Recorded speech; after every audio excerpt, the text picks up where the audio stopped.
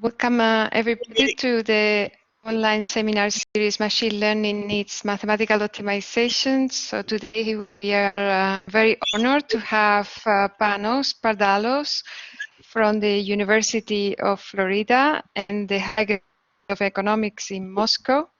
He's at the Department of Industrial and System Engineering at the University of Florida. He's also affiliated at the Faculty of Biomedical Engineering and Computer Science and Information Engineering.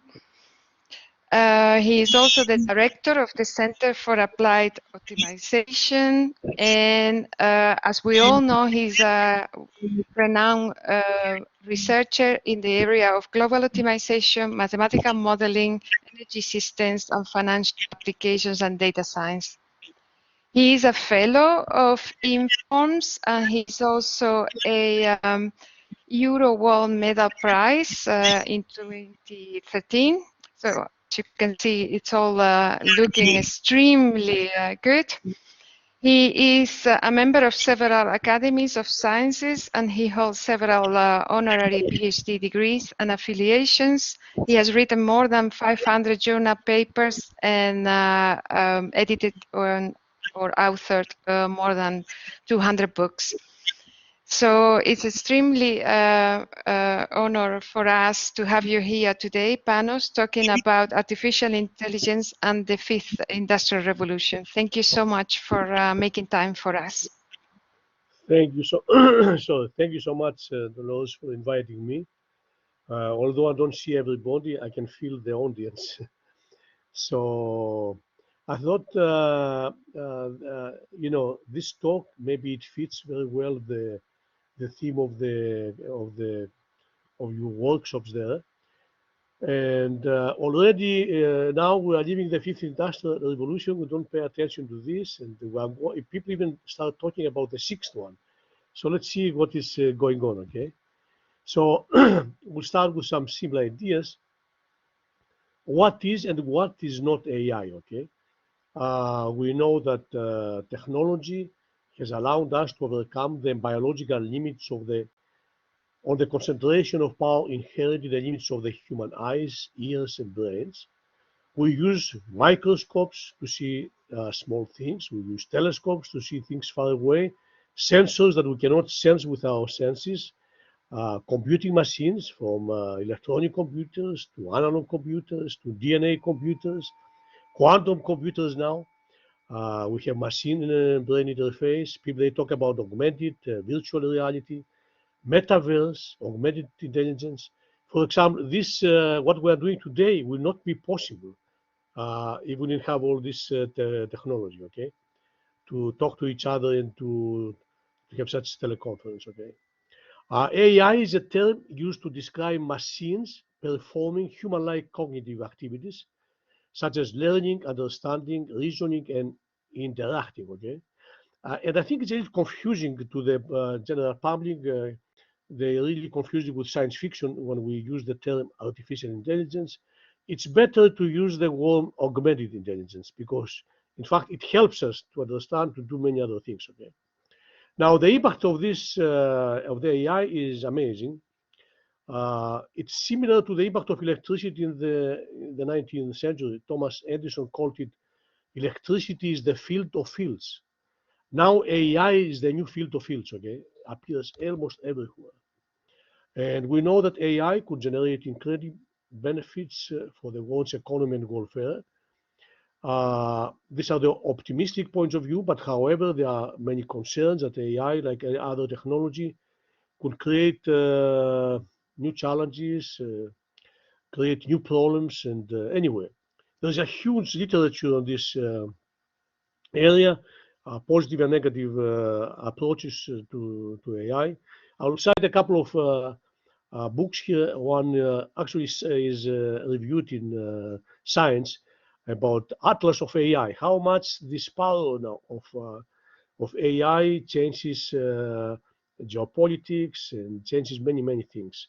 And another book is A Brief History of Artificial Intelligence, what it is, where we are, and where we are going, okay? That's huge literature, but I just selected a couple of books for people that are not aware of what things are going on today. Now we can measure the impact of AI in science and technology with many things. One is to check the status of AI-related patents. For example, the World Intellectual Property Organization, WIPO, published the trends in 2019, and they found out that most filing patents are made in the USA and China. Actually, there is a subsequent now publication that says that most, for example, last year, most of the patents in AI were published in China, okay? So this creates a new trend, okay? AI now is a nationalized priority. It's national security for many countries, for example, United States, Canada, China, France, and generally in Europe, all have nationalized strategies of AI economy, okay? So AI is issue of national security. And also we can check the impact of publications in AI-related papers. Stanford University produces an index that tracks AI-related data, finds that in 2021 report that the number of AI and journal publications grew by 34.5% from 2019 to 2020. Okay, and all publications presented 3.8% of the peer-reviewed scientific publications worldwide in 2019. This is a very nice article in Nature, just published a couple of months ago. Okay, it gives a lot of statistics, exactly in many things, in many fields. The number, so patents and the related papers of AI have been increased a lot, and we've seen the impact of this. Okay, now this, as I mentioned before, this is a national priority issue, and the United States issued many reports. For example, one report is artificial intelligence, automation, and the economy. The other, preparing for the future of artificial intelligence, what the future, the problems, and the challenges is going to offer us. And the National Academy of Intelligence Research and Development Strategic Plan, also another report. And just recently, last spring, the National Security Commission on AI Intelligence produced a report, and this is not classified, it's public, it's a public domain, okay? And I read a couple of paragraphs from that report, very interesting. For example, says the successful adoption of AI in adjacent fields and technologies will drive economies, shape societies, and determine which states exert influence and exercise power in the world. AI is the coincidental dual-use technology, the report notes. The ability of the machine to perceive, evaluate, and act more quickly and accurately than a human represents a competitive advantage in any field, civilian or military. So you see, this is publicly, okay? So you see, people, they take it extremely seriously, okay? This AI challenge. And Europe also issued some similar reports. I have a link to the webpage of that report. The European AI Alliance is a forum engaged in a broad and open discussion of all aspects of AI development and its impact, okay? And of course, the Chinese government also has a lot of prioritized many policies in this direction. And due to its national plan for AI domination and the billions of dollars the government has invested in the field, China is poised to take the lead in AI research and use. Okay. In 2017, China introduced its artificial intelligence development plan to make China an AI superpower by 2030, surpassing its rivals to become the world's premier artificial intelligence innovation center. And already, if you pay attention to all these news now, I have a couple of links below there. China already is #1 now in AI, okay? A lot of investment in this direction, AI in every type of application, okay? And what is next for AI and the economy, okay? So we're talking about the fifth industrial revolution, okay? The combination of humans and machines in the workplace, it's a very challenging, okay? However, this is vastly oversimplified and does not even begin to explain the magnitude and complexity of the change, okay? So we move so fast in this direction. And there's a lot of excitement, and of course, there's a lot of anxiety too. But the fifth industrial revolution has the potential to initiate a new socioeconomic era, creating infinite opportunities for humanity and for a better planet. So if you pay attention to all the industrial revolutions, okay, for example, we have the mechanization of industry, okay, and then we have the steam engine, then we have the electricity. For the fourth industrial revolution, we have a lot of information science and information technologies. And now it seems that the cusp of the fifth industrial revolution is the AI, okay? So listen, rapid adoption and application of AI algorithms triggered by access to big data and better hardware processing capabilities are changing the face of blue and white collar jobs, okay? The two key things that we pay attention here is that AI, you remember in the 1970s, AI promised a lot of things, did not deliver anything. And we had a window, they call it window of artificial intelligence. But now, because of two major things, okay, big data, we have memory so cheap, we can store a lot of data. And computers are so much faster, okay, speed, CPU time increased 1,000-fold, okay? So this made AI to be a fundamental tool, okay? So we cannot ignore the AI is at the cusp of the fifth industrial revolution, okay? And of course, people are anticipating the sixth industrial revolution, okay? Scientists start looking at the move from the current age of digitization to the next socio-technological transformation, one anchored in nanotechnology, biotechnology, quantum computing, and AI, okay? Who knows, maybe in a few years, quantum computing will make things much, much faster, okay? And memory also, maybe not only digital computers, DNA computers can be the best for storage, okay? It's amazing how technologies, they evolve in what speed these days, okay? Now, data science and OR in AI, okay? Advances in machine learning, data science, and AI are progressing rapidly and demonstrating the potential to transform our lives. But the spectacular success of these areas relies in part in their sophisticated mathematical underpinning, optimization techniques, and operational research tools, even though this crucial aspect is often downplayed. So someone will ask why I don't look in the paper as an expert of AI. Why I give a talk in AI, okay?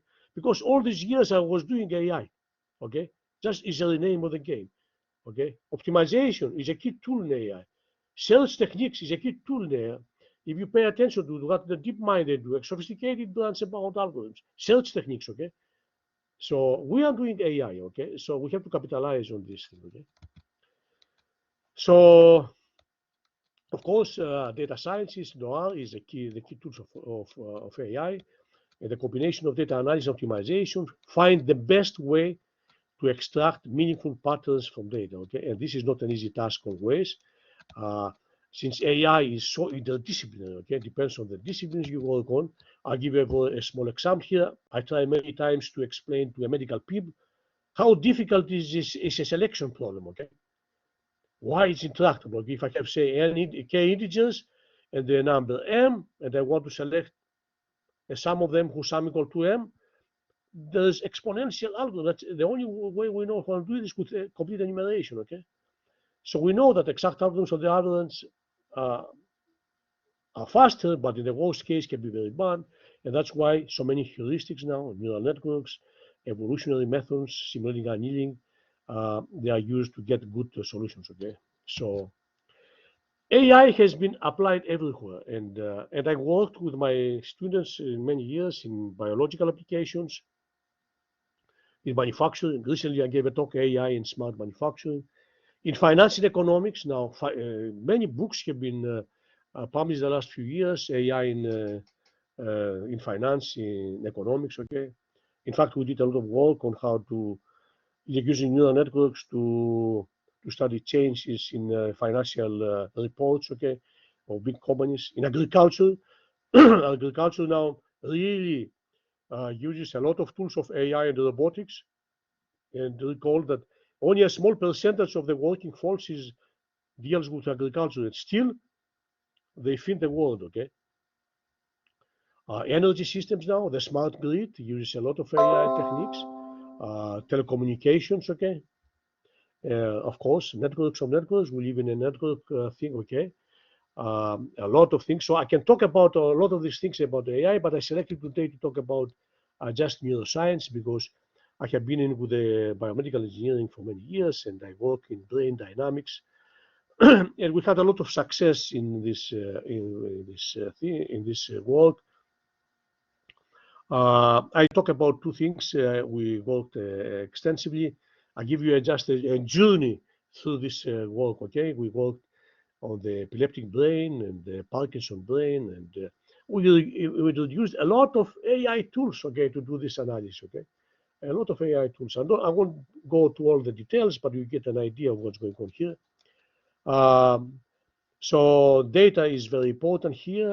Many fundamental issues on dimensionality reduction, future selection, okay, classification, clustering techniques, okay, and of course, the last few years, network models are key ingredients. If you go to any neuroscience conference, they have a lot of sessions on networks models in neuroscience. And we were of the first people we introduced network models in neuroscience. Okay, the first is the epileptic brain. Okay, I will go fast through some of this because of the time constraint. Sorry, several United States by itself, only several million of people they suffer from epilepsy. Epilepsy is the second most common brain disorder after stroke that causes recurrent seizures.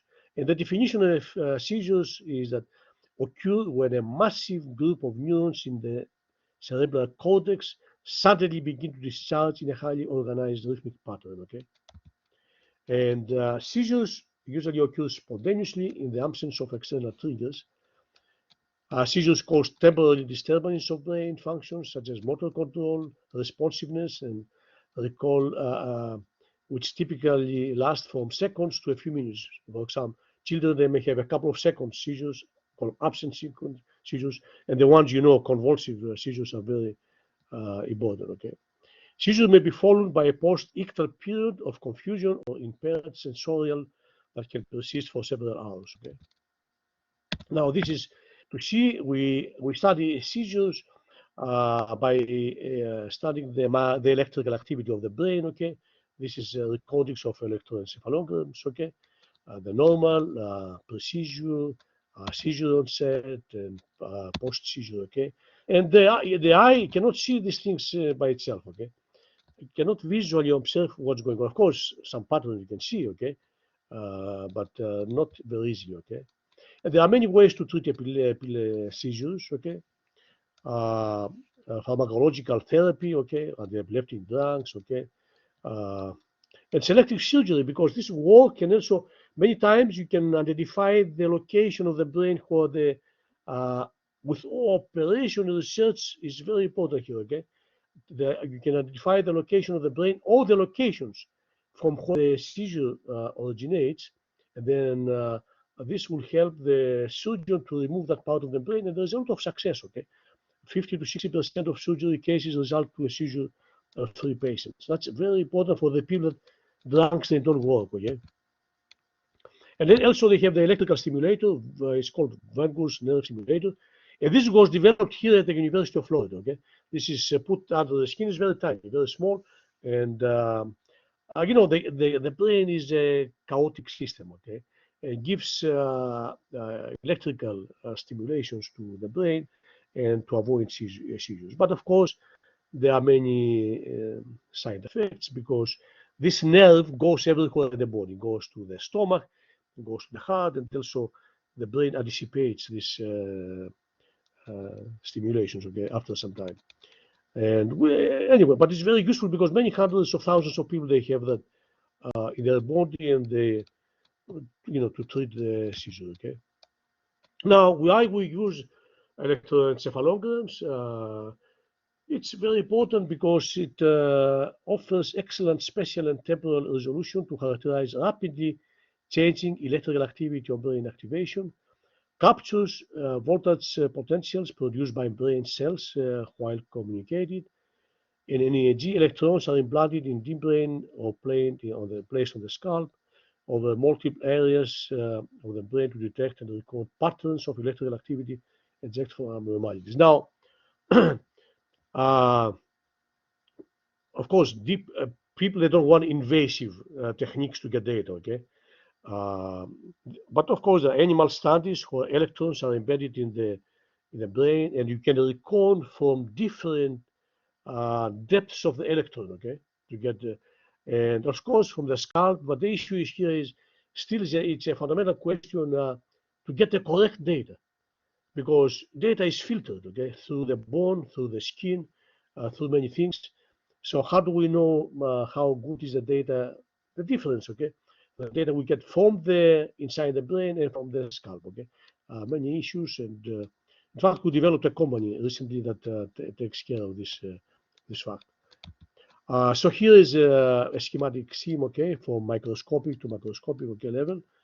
Here is from the scalp, okay. Here is the electrodes, of course, and what we record, okay, the electrical activity of the brain. Here is for an animal, okay, because it's very easy to create animal models with have seizures. You can do it by destroying the gene, and after a couple of generations, almost all, for example, in a mouse, all the animals have seizures, okay, or you can cause a stroke and so on. And there are certain there's an international agreement from which locations of the scalp we get the data, okay. And here we get the recordings from these things here, okay. And here is the scalp of the human brain, and you get data from all these scalps here, okay. And there are many questions we have to answer. We work on this in some years, okay. Is the seizure occurrence random? If not, can seizures be predicted? If yes, are these seizure precautions? Are there seizure precautions preceding seizures? And if yes, again, what data mining techniques can be used to indicate these precautions? Does normal brain activity during the seizure differ from abnormal brain activity? So these are fundamental questions, and we try to answer all these questions, okay? And we test the hypothesis that seizures are not a random process, okay? We demonstrated that the seizures could be predicted. We have a feature selection to identify seizure precautions, okay? Statistical process control. We demonstrated that normal and abnormal EEGs can be differentiated using time series classification, and better to understand the epileptogenic process, how seizures are initiated and propagated, of course, brain clustering. The main thing is here to understand the brain dynamics, okay? And we developed a closed loop seizure control device, okay? A brain pacemaker, I would say. So this is a task that involved many people over the years, medical doctors, many of my PhD students. In fact, I had about 6 or 7 PhD students work in this area, and resulted in many things. So the data is huge here, okay? Depends on how long, you record, okay? With, for example, 200 hertz sampling, 1 hour of EEGs is comprised of 43.2 megabytes of memory, okay? And we have 20 patients, and the University of Florida has the best data collection, okay? We have a center of excellence for epilepsy here between in the medical school and the VA hospital. They have not only data of the time series, but also video of the patients, because video is very important. Because if someone tells me that I have an algorithm that predicts seizures, and you want to test it on a posteriori in the data we collected, here you see the video. At this time, the patient started to have a seizure, okay? So video is very important in the first studies. And in medicine, most of the studies first are done a posteriori, okay? You have the data, but of course, in real life, you must have online algorithms because data comes online, okay? So huge data. And of course, to make the long story short, okay, we start with the assumption that the healthy brain is a chaotic system. Okay, but of course we don't know the dynamical system behind the brain, but we can estimate chaotic systems are characterized by the spectrum of Lyapunov spectrum. But here we know that the largest Lyapunov exponent is the most important to characterize the chaoticity of the system. Okay, And here we have what we call this maximum short-term Lyapunov exponent, and we approximate this from the from the electroencephalograms. Okay, I won't go to the details here. There are many algorithms. Okay, how to do this? Not stable algorithms, not many. So we don't have to compute this exactly. Okay, medicine is not an exact science. We have to know if this largest Lyapunov exponent is between a threshold or not. Okay, so essentially, to make you to understand what we're applying to do is we discover a biomarker, okay, that tells us if the largest Lyapunov exponent of getting from the data of the brain exceeds is out of certain threshold, with high probability the person will have a seizure. Okay, so you administer drugs or you give a warning not to do certain activities because normal people have seizures. Okay, people that are working in normal jobs. Okay, but they must know that a seizure will come. Okay, and what to do with that. And here is the STL max profile. So okay, this is magnified here. You don't see with the eye. Okay. So remember here, there are many hidden synchronization patterns we don't see. Okay. Remember that we get data from the scalp of the brain, so we have a lot of statistics there, and not all parts of the brain they contribute to the calculation of this because it depends from where the seizure starts. Okay. So one of the first questions that was asked to me is how do I make the selection of points, data points, which help me to identify the convergence to the STL max, okay? And this was done, okay? I'll go convergence to the max, okay? See time in minutes here, before and after, okay? And we did this feature selection, okay? We used actually optimization for these feature selections. We use quadratic integer programming, okay? So I won't go very long to this because maybe it's complicated, okay? What is the idea behind this? What's the motivation? We have a healthy brain which is in a chaotic state, goes to a seizure, and then goes back again to a chaotic state. So we have a phase transition in the brain, okay? In fact, the seizure by itself is characterized as a resetting mechanism of the brain. The brain resets itself. So since we have a phase transition, we have a Hamiltonian we have to optimize, okay? And this Hamiltonian is represented by a quadratic function, which the data represents the data or the statistical data that gives us the electroencephalogram, okay? So here is the optimization problem. Now we have to select certain parts on the scalp of the brain. Okay? This B here is which sites should we select, okay? First of all, how many we should select, because empirically, the medical people, they found out we don't need a lot of sites, okay? But they knew somehow. But then we have to justify it, why so many. So, and how we select this, first we solve a maximum click problem on this network, okay? And this is the size of the maximum click, and then we solve a quadratic problem. Forget the second quadratic constraint here is used to take the history of the patient, okay? Somehow, but this is difficult by itself, so we use only the quadratic 0-1 problem, okay? And imagine you may have 700 locations of the brain, 700 places you get the size, and you select 4, 5. The selection problem is very important, okay? To compute the STL max, that's a very important, okay? Then we have several techniques on how to do this, okay? This was a linearization technique, okay? I won't go to the details of this, and we have a lot of testing how this behaves, this numerical, okay, this technique, and we did a lot of testing, okay? And of course, people initially they say, oh no, maybe random selection is better than not the optimal one, okay? And we demonstrated with experiments this is not the case, okay? Optimized network, they really works, okay? And we had a lot of simulation results and a lot of statistics.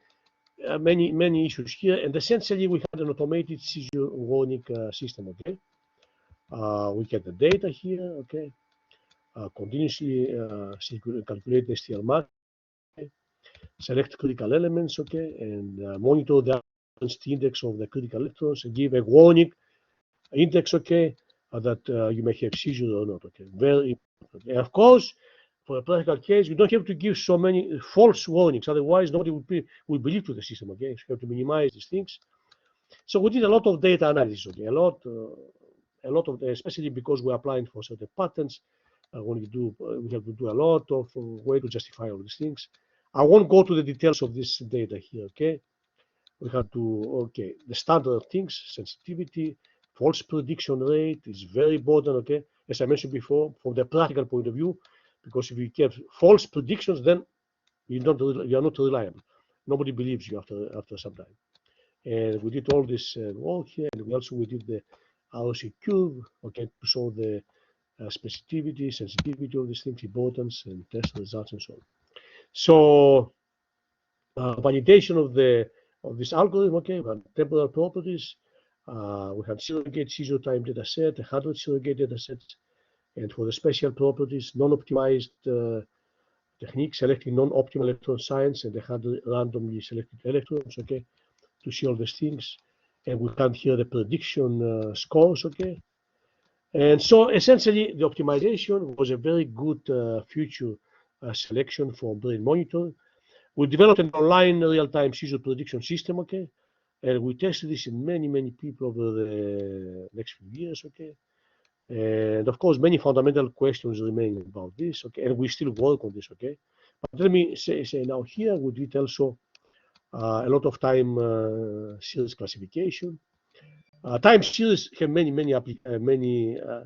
appear everywhere, from finance to many other things, okay. But the particular time series from the brain, from the heart of different nature, okay, and we have to be very careful what we are doing, okay. And of course, the other dynamical measures people consider, like phase profiles, entropy attractors, okay, we consider some of these. So we did a classification of physiological states, okay, of brain, okay, different parts here, and we use support vector machines. I will just go fast on this because I want just to give you a spectrum of the AI tools we used for studying the epileptic brain, okay. And also we use dynamic time wrapping for this type of data, okay. And we studied again, we did validation of these techniques and so on and so on. But the most important, I will mention here that seizures are not only caused by neurological disorders. Also, seizures can be caused by bacterial infection. And you must be aimed to differentiate this. And we have been able to differentiate if a seizure through the electroencephalography comes from a bacterial infection or neurological disorder. Because imagine if a patient has bacterial infection is administered anti-epileptic drugs, will die in one day. So decisions in this type of area are very critical to be made very well. Okay, so and during the years we had a lot of patents. The last one came out last year, last December, in fact. Methods and systems for brain function analysis, many patents, and the most important is that out of this work with many people, we had two startup companies. Okay, Optima Neuroscience was the first one, started both at the University of Florida in these companies. Okay, Optima Neuroscience we developed this neuron detector, seizure detector, okay, based on the electrical activity of the brain, and the company was sold a few years ago.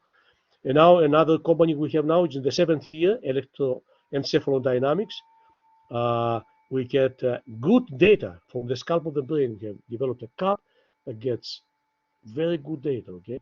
And this is portable and disposable, okay? A non-expert can put it on because for brain trauma, you may injure your brain in a sports, in a car accident, because of fever, because of many things. And this you can get the electrical activity data, and we can analyze it, or we can send it to an expert, okay? You can analyze, and very useful, very useful tool. And many hospitals now in the United States are using and evaluating this tool we have. If someone has an interest, can visit the web page of our company. Okay, so this research was very successful and resulted in really practical things. Okay. Now I want to mention something else, so I can check monitor my time here. As I mentioned, we used also network models to study many neuroscience problems, and one of them was the Parkinson's problem.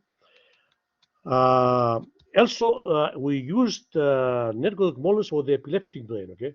The last few years, I mentioned this, and for brain trauma, we published many papers in very good medical journals, okay? Because we observed different connectivity patterns before and after the seizure, okay?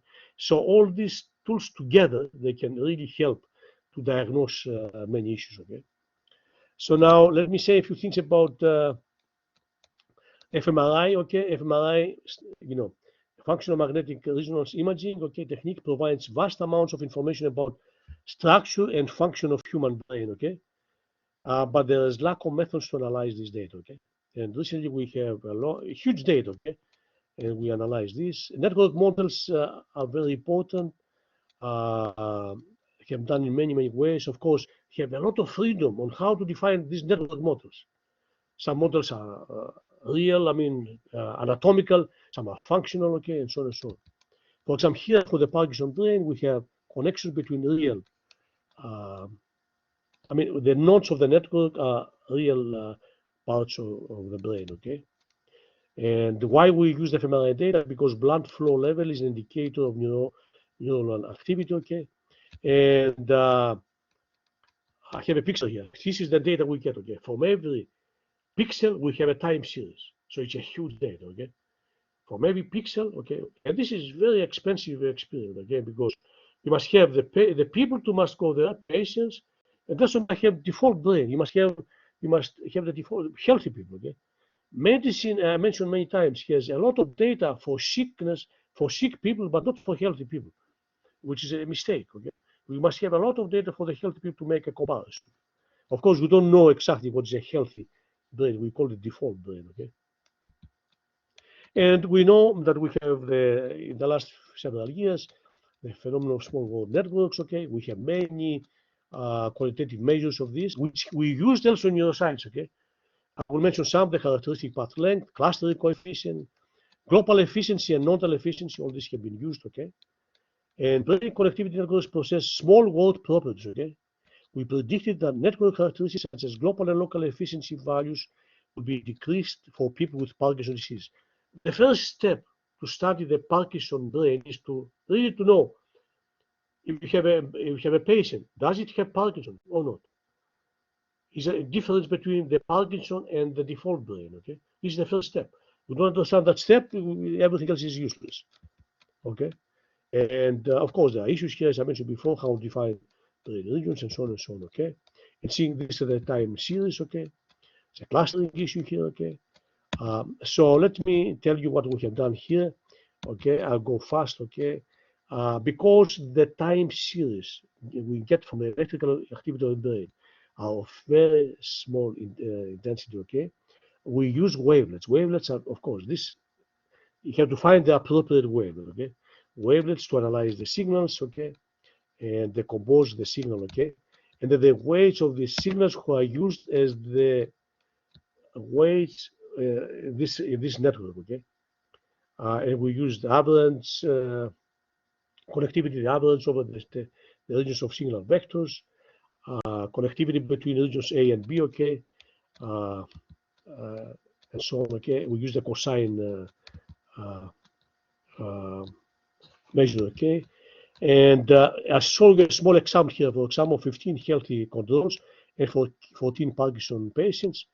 And each network for each patient consists of 116 nodes. These anatomical regions of the brain, okay?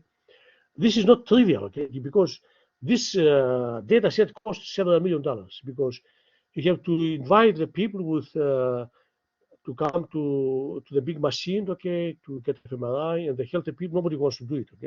You have to pay them. It's not easy. And here is the average connectivity network, okay? But I want to tell you only one simple example that shows the differentiation, okay? Nodal efficiency plot, okay?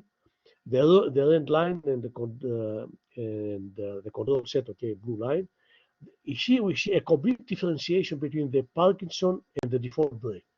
So even this simple analysis, we use simple network measures that can differentiate the Parkinson brain from the network brain. Okay, this is the first step. Okay. So anyway, we have a lot of work can be done because it's not only the electrical activity, we also use movements because many times you go to a doctor and they tell you, gives you a light and tells you, look there, you know. In a healthy brain, the movement is continuous. In a Parkinson, it's discontinuous, okay? And all this combined together, also connectivity issues, they can help to identify the stage of the Parkinson disease in the brain. Because even today, when we are prognosed with a Parkinson disease, it's a little too late. We don't know exactly how this starts, okay? So the main issues that we have already patents here, okay? And, you know, to do the fMRI, you need to go to a space. They have a huge machine, costs millions of dollars, okay?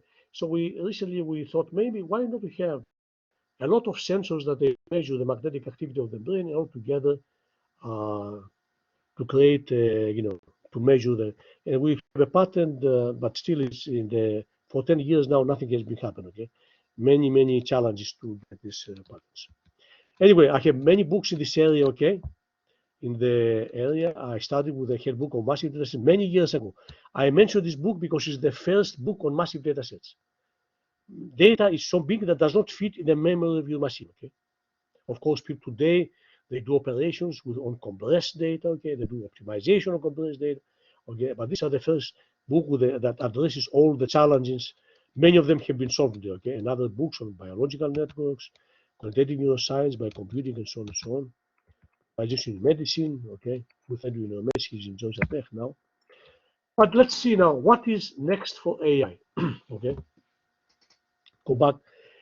In 1951, Alan Turing wrote an article titled Intelligent Machinery, a Heretical Theory, okay, in which he proposed that artificial general intelligences would likely take control of the world as they become more intelligent than human things. And he stated in this report, okay, let us assume, okay, if, for the sake of argument, that intelligent machines are a genuine possibility, and look at the consequences of constructing them, there would be no question of the machines dying, and there would be aim to converge with each other to sharpen their wits. At some stage, therefore, we should have to expect the machines to take control. This is a very big statement, okay? So are the risks under appreciating tools of AI, okay? But I will give you a little, this is if, okay? If this and this, okay? A joke with the, you know, the Spartans, the Macedonians, okay? Philip II of Macedon was threatening the Spartans, says, listen to me, you know, otherwise I come to invade you, I will wipe you off, okay? If you don't do that, okay? And the Spartans replied with one word, if, okay? So this tells us maybe all these assumptions, maybe they never happened, but we have not to oversimplify these things. And since we deal with the brain, okay, maybe the human brain is the next domain of warfare. There's a lot of work now in neuroscience. First of all, to understand which parts of the brain are activated during a decision process. Okay? In fact, I have done work there. We use monkey data, and we have identified if you make a decision, say, if you have a small time window, and you get data from sensors, from machines, from humans, and you must make a very important decision, okay? Then we see which parts of the brain are activated. And someone can influence this. You know, today with nanotechnology, we can invent electrons in the brain, so small, smaller than the size of the hair, okay? So, and people, they, unfortunately, these experiments are not done only on animals, but on humans too, okay? So maybe, and we have, even you read articles today in Scientific America, the thinking mouse, okay, the robot mouse. I mean, they have prosthetics, and the mouse can go to any place you want. Okay, it can carry bacteria, can carry explosives. Okay, also the thinking soldiers. Okay, so this is not science fiction. Okay, human brain can be controlled invasively and not invasively. Okay, talking about the consumer, I mean, in today many companies they convince the customers what to buy next. They don't do, you know, a forecasting anymore. Forecasting is part of the past. Now they convince, okay, non-invasively, okay. Imagine if we do this invasively, how can we affect the behavior of people, okay? So brain control, maybe this is the sword of Damocles, okay? Like we have many swords of Damocles now. The nuclear threat, okay, is a sword of Damocles. And maybe now, if we do something, we enter a territory, the human brain, that we don't understand it very well.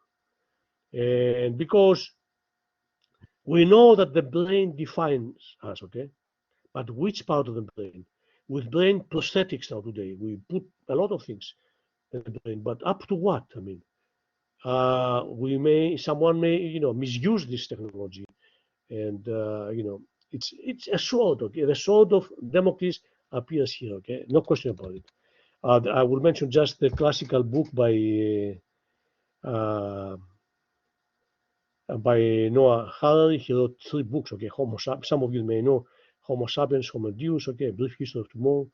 In fact, in this book examines what might happen to the world when old myths are coupled with new godlike technologies such as artificial intelligence and genetic engineering. Okay, so we have to ask these questions. And there's an extra book that came out this year, 21 questions for the 21st century. One of the authors, many other people, they give challenges now that we use now technologies. AI is a big tool. Of course, it's okay to be used in manufacturing and to use in agriculture, to be used in energy, but what is using for the brain, okay, then is a territory that we have to be very careful. Ethics are very important. How far can we proceed? We must be very careful. It's a tool that can be very useful, but can be very destructive, okay? So I think that many of these people, they share concerns about this issue, okay? So I think I will stop here and I'll leave some time for questions. I went very fast to give you a broad view of what's going on. I go to my favorite philosopher always, Heraclitus, that mentioned many fail to grasp what they have seen and cannot judge what they have learned, although they tell themselves they know.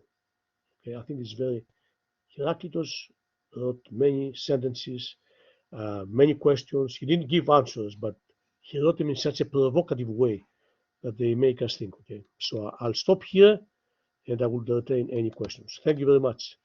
I'll go to the first page of my talk. Okay.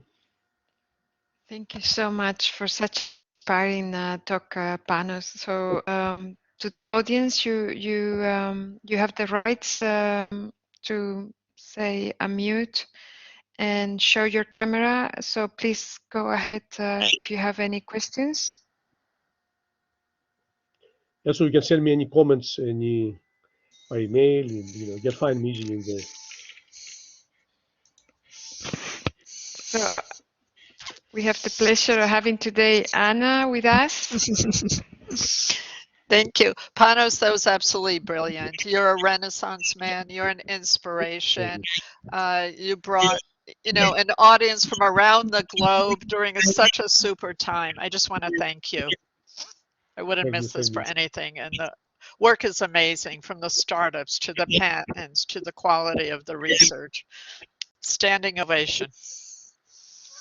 Thank you.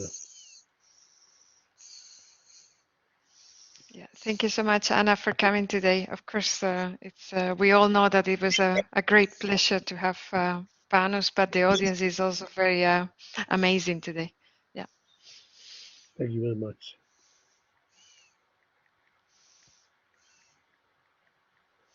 So, are there any questions from the public, the audience? Sometimes the questions are more important than the answers. Yeah. Well, I think you have given us a lot of food for thought, right? To how much complex is the things that we are still going to study. So thank you so much.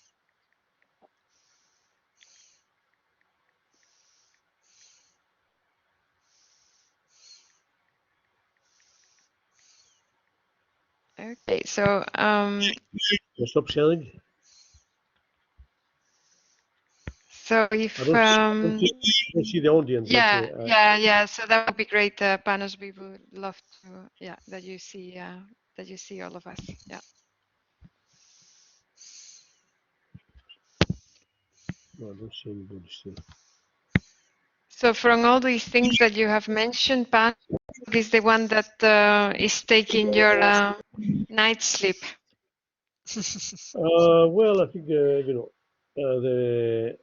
brain, the control of the brain is an important issue, and we have to do that with a lot of care. It's good to understand.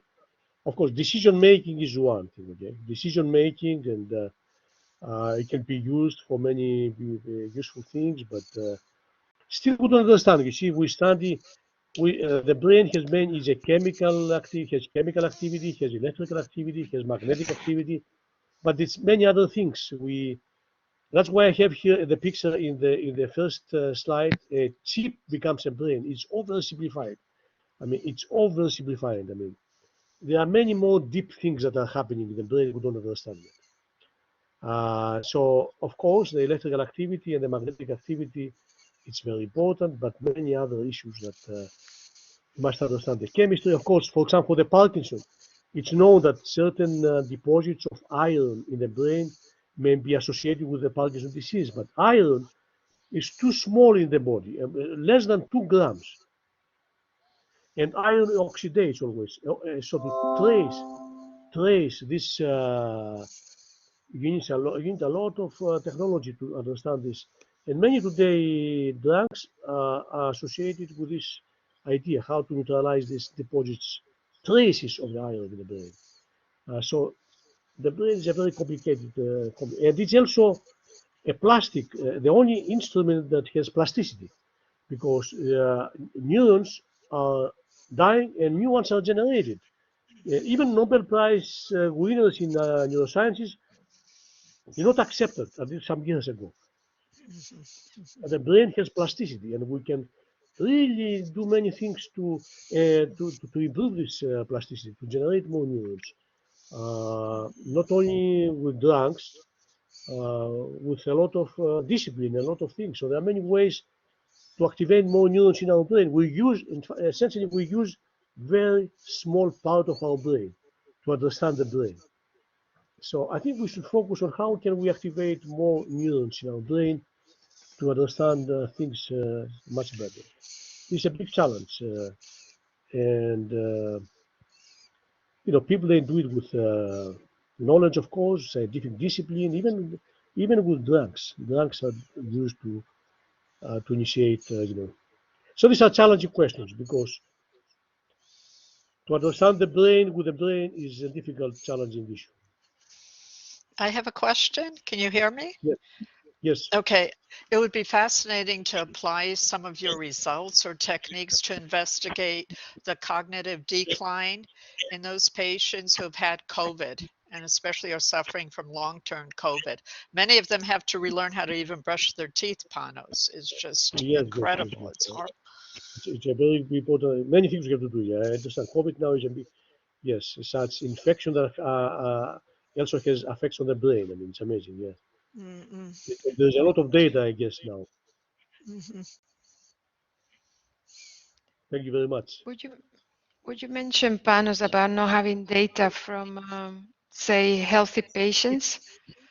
Yeah, because it's amazing because only the last few years hospitals start getting data from healthy people. Because how many people they want to go to spend some time in a laboratory to take recordings of their brain? Very few. Usually we pay these people. We pay these people to go.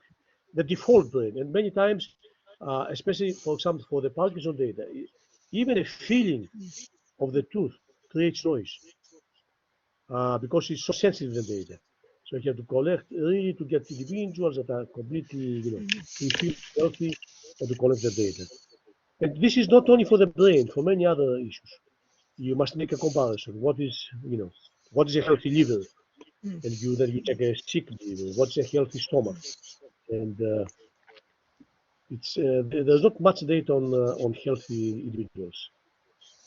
And but now I think some countries they start collecting data not only from sick people, from healthy people too, especially from younger people before they go to the army, before they join the army, and so on and so on. So we have bigger databases now, but still not good. Mm-hmm. Yeah. Very important topic. Yeah. Okay. So if there are no other questions from the audience, then I propose that we give some clapping to. Yeah. Thank you so much, Panos, for making the time. Yeah. Thank you so much. Thank you. Bye bye. Bye bye. Happy nice holidays, everyone. Merry Christmas. Happy holidays. Happy holidays. Happy holidays. Bye-bye. Yeah. Keep healthy. Yeah. Keep exactly, and so that we can see each other face to face very soon. Keep positive, test negative. That's a very good one. Yeah. Bye bye. Thank you so much, Panos. It was great to have you today here. Bye. Bye bye.